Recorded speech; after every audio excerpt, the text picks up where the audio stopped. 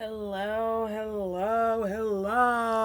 Been a minute since I've recorded anything. And honestly, it's so close to me missing February. It's literally the 25th. So I think I'm gonna do a yapathon. First of all, hello. How are y'all? Thanks for coming. Thanks for joining me. I'm sure the bulk of people have clicked off, but it don't really matter to me. You're all that matters to me. I also was debating on what to do for this yapathon because I wanted to do makeup, and I'm scared of having to wash out eye makeup because I just got this shit on Friday and today is Tuesday. So instead I'm going to be doing my nails. I'm just painting them red, shaping them a bit. They're so short right now. I wanted to start this yapathon by talking about the video I wanted to post but have not edited or even finished recording yet, and it is my reaction review of GOT7's most recent album, which by the way, so exciting, great news for all Augustes out there. But I'm someone who I don't really let myself feel things too strongly. I feel a lot of shame no matter what emotion it is, whether it's joy, sadness, anger, the whole lot, the whole inside out of it all. If it feels like there's anything that's really just taking over the control board, I'm like, that's enough, and now we have to just go to monotonous and stop feeling things. And I love GOT7, because who doesn't? But as I was reviewing the album, my brain wants to be harsher on things that I enjoy, because it's like, oh, you can't be biased. You have to think X, Y, and Z. Like, it's not good just because it's good. That can't happen. You can't just enjoy it. You have to have a reason for it, an explanation. It has to be proven that it's good. Even though how you enjoy things is literally so subjective and completely dependent on an individual, my brain can't process that. Like one of my reactions to one of the songs, I can't even remember what it was, but I was listening to it and I was like, this song's a 4. This song's horrible. I hate the song. And literally, no, it wasn't. I love the song. It was so good. My thoughts on the album were so skewed, and I became aware of how much I was hating it when I didn't actually hate it. I was just forcing myself to hate it, if that makes sense, to find some flaw, to find something off about it so that I wasn't just someone geeking out and enjoying something. And so then towards the end of the album, I'm like, everything's 10, 10, 10, 10, 10, which is why I'm a horrible critic or critique. When I want to critique something, I'm like, now you have to just be mean. In my head, critiquing is mean and not like things constructive or what could change or what would improve it or what would make it more towards my liking. I just feel like I have to be mean or else I'm not being honest. I become aware of that and I'm like, someone worked hard on this, someone enjoyed it, there's so much beauty in it, all of this is subjective, everything is a 10 all the time, so then it's just 10, 10, 10, 10, 10. So like, I know my true thoughts are I just love it because I just love things. So I'm debating on editing that video. Done the other 2 albums since I left JYP. I just want to have it documented for myself, but I don't know. I'm having such strong feelings about it. To piggyback off of that, I don't get a lot of hater shit. I'll be so honest, so frank. I know my name is Aolani, but I'm going to be frank for a moment. I don't get hater shit because I don't really have hater energy, or not for a long time. And when I do have hater energy in any way, shortly after my brain's like, I can't believe you just did that. You don't even actually feel like that because that's crazy. But then I see people that are like really conscientious and aware and like intentional with the media they consume and the art they consume and like what it means to them and what skill and talent actually means. When I try and look into it for myself, I can never fully tell, so I feel like I have to be mean because that's how it seems like the world is. When I'm allow myself to fully enjoy things, fully be involved, I'm very dramatic with it, having a lot of fun. And then when I take it out, it's just like, you're not enjoying it. You're trying to be critiquing, you're trying to overanalyze things. And I feel like art, it can be analyzed. That's also a joy in it, a fun part in it, but you have to make sure that there is joy in analyzing. When I watch a really good movie and I'm like, this is how it felt for me, I perceive this as this, and then you're talking to a friend and they're riffing off and they're like, I perceive this as this, and you're like, oh, creating these theories together, oh, what if this, and this, and like how art is subjective and how it's beautiful and how like, I wonder what the authors intended. Or even I watched this movie, what the fuck was it called, Monster? I don't know, it was a Japanese film. It was so good, but it had like a controversial ending. Like even the way the director interprets it isn't the way like major audiences are interpreting it, and there's like discourse on it back and forth, and that was fun. And then you like can critique like how, if you wanted to lean more this way, this is what you can do. If you wanted to lean more this way, this is what you can do. You're enjoying your self-critiquing. My teeth are like vibrating or something. It's uncomfortable because I'm not knowledgeable enough of most anything, to be a true critic of it, because I'm not an expert in it, to be like, hey, this should be this, this should be this. I am just like a reactionary person, and I'm just like, oh, I love this, especially with music. I'm so open-minded and just receptive to so many various different types of sounds. I went to a noise show recently. Shout out to the people that introduced me to fucking noise shows. That's so cool. But like literally just sounds and consuming that and just like experimental art in that way. I'm gonna say it eats down every time because people are just doing shit because they just want to fucking do it, and I'm like, oh, that's beautiful and that's how we survive the human condition, da da da da. But I have barely done shit and it's been 10 minutes. I'm still debating on whether to record and then post my reactions, because I listened to the whole album, took my notes on all the songs, even recorded my initial reactions, but I'm just like trying to pick up X, Y, and Z things, not allowing myself to enjoy it as much. And I think I do that a lot with GOT7 specifically, because it's like, oh, that's my favorite K-pop group. So when I am like, oh, I have to react to this, I can't just be like, oh, this is amazing, this is beautiful as soon as it plays. I'm like, no, there has to be things wrong with it. You have to find things that you don't like about it so you don't get too excited about it, which is stupid in my opinion, but it's something I do with everything I enjoy. The first segment of this Yap session has conceded.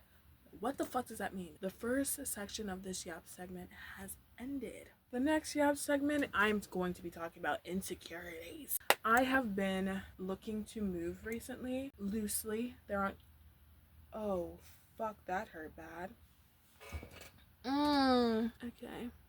Anyways, I don't have any specific plans set yet, but I've been looking at various different job opportunities. And by various, I mean like 3. Not too seriously yet, because we're not at that point. I am learning the job interview process brings up... I'm gonna take these off, because that actually sucked so fucking bad. And there's literally like nothing I can do.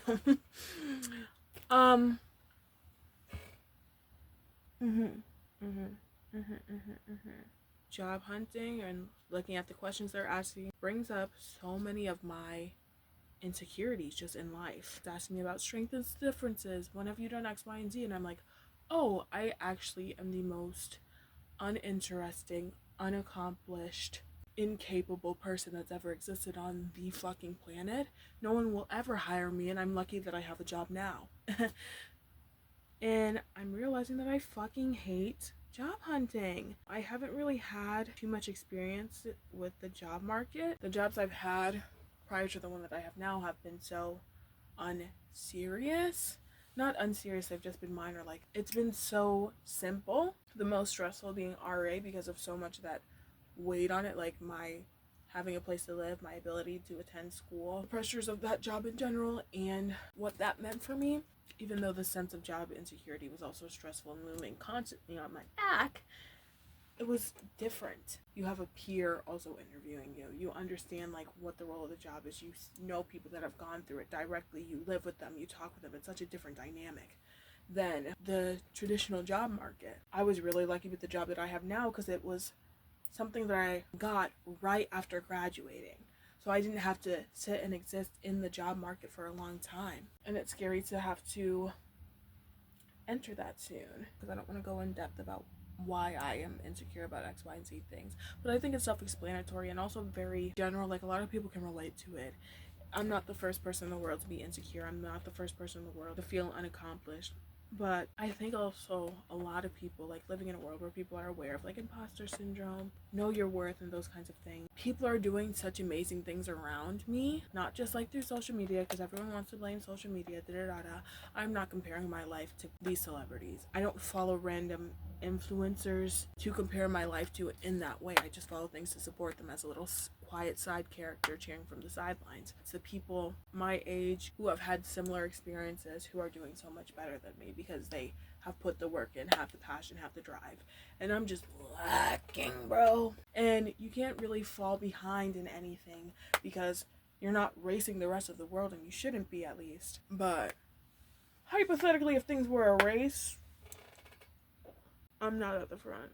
I'm lagging behind, sluggishly dragging my feet, and we've only gone 4 steps. Very much gave up before really even getting into it. Training for this damn marathon then I got too scared of what could wait at the finish line to even start running. So I take small steps one by one so that people don't think that I'm completely stalled and faltered. This is the longest metaphor, but I'm going to continue with it. But I stopped seeing my peers. I stopped seeing the other racers because they're so far ahead. And completion of a marathon, like, that's an individual accomplishment for oneself. It's not always necessarily a race, but there is a race to it, you know? There are winners. And I don't mean that in an ungrateful sense. I know that there are things that I've been able to experience, things I've been able to receive, things that I have been able to do that a lot of people in the world don't have the privilege to experience, don't have the opportunities to even see themselves in these roles or in these situations and circumstances. And I think that I have to be grateful that I'm able to do those things, but they also don't feel like successes or accomplishments, especially in the world we live in today, where like you have to do X, Y, and Z all the time in order to be seen, to be accepted as visible, as a person that's capable of independence and moving themselves forward. I said it was going to be a yap sesh, but I'm rambling, so it's not making much sense. Maybe somebody gets it, and maybe they understand, but they disagree, and that's fine too. Right now, I'm just putting on a miracle nail that I got from the Dollar Tree. I probably have more thoughts, like, and will think more as I'm watching it back, and maybe my opinion will change by the time I edited this, because I'm just talking on my ass right now. So let's concede, I keep saying, even though I don't know what the fuck that word means. Let's end this segment 2 and move on to the next one. Obviously, the whole world is not going to like me. It's not the first time people have disliked me in my life, but I want to prevent these types of situations. Not prevent people from disliking me, but prevent people that I love and care for growing resentment towards me for things that are avoidable, that I could have done better at. I'm not sure in these particular friendships what my greatest wrongs were, especially because I'm so blinded by pain that I felt, and I'm surrounded by an echo chamber that won't really listen too much to what I did wrong or might have done wrong. You can't troubleshoot that with me, but I just want to work on myself and be a better person, be a better friend. This isn't a good yap segment. Something I do want to do, a goal of mine, is stand up for myself more. So I'm going to just scrap the previous yap segment and say this is segment 3, even though I already spoke. I want to stand up for myself more in settings where I am uncomfortable. We'll talk about this more in some video at some point, where I talk about my experience growing up in a white town. The shit you let slide is crazy. And I want to get out of the habit of letting shit slide. Part of that is actually one of the reasons why I was so hurt by one of the friendships that I lost recently. Actually, both. I let shit slide that I shouldn't have let slide. That offended me, but I never communicated offended me. So I just let fester and turn into resentment inside of me instead of calling them out and correcting them on their behavior. People say crazy fucking things, and it's easier to stand up for others and being like, hey, you can't fucking say that, or hey, this isn't right, for something that isn't an identity I belong to, as opposed to when someone disrespects or side comments one of my identities. I think a part of that is because as a true genuine mixed kid, like, have the identity crisis, feel uncomfortable claiming X, Y, and Z things because I'm not attached to this part of the culture, not attached to this, but I know that the experiences of the culture, the experience of the people in it have raised me and created the person that I am, because it created the people that my parents are and their parents were, and those people raising me and contributing to me in my life, biological and genetic factors that influence me because of the different parts of myself. I can defend other people that I am not part of the culture of at all.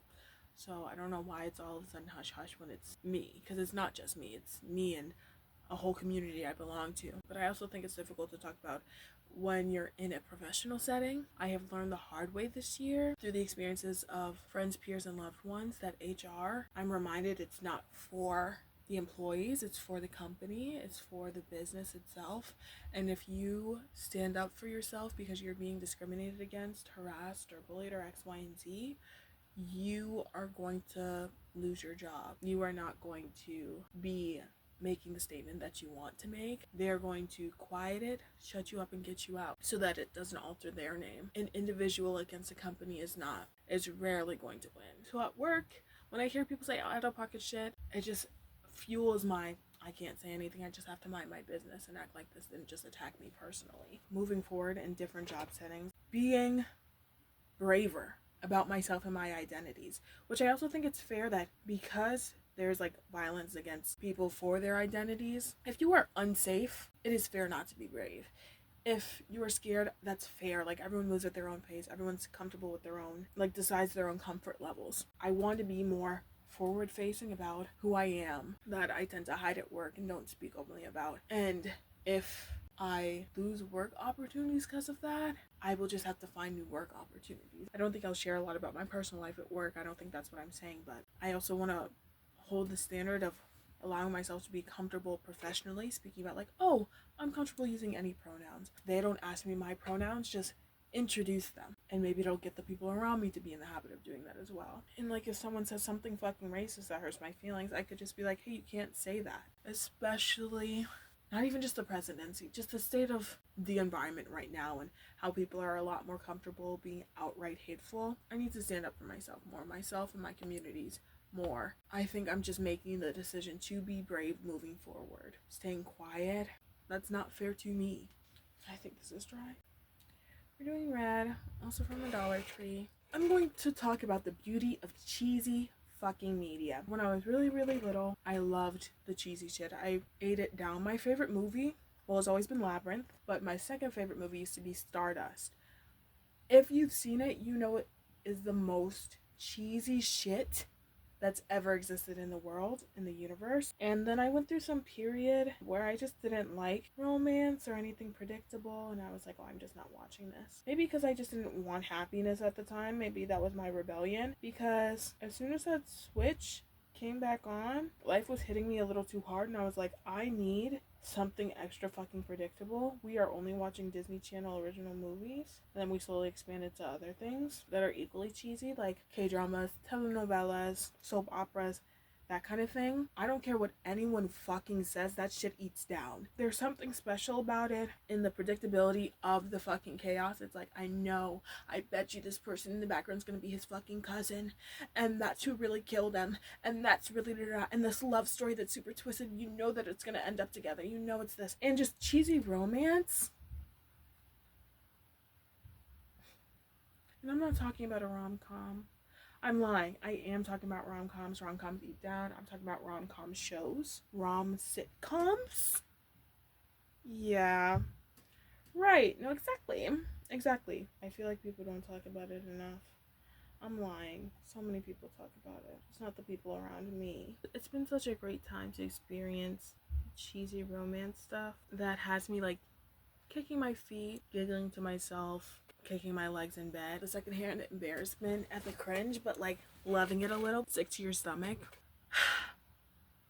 Need more of that. I have so much of it, so I don't actually need more. I'm getting plenty. I guess this is all I would say.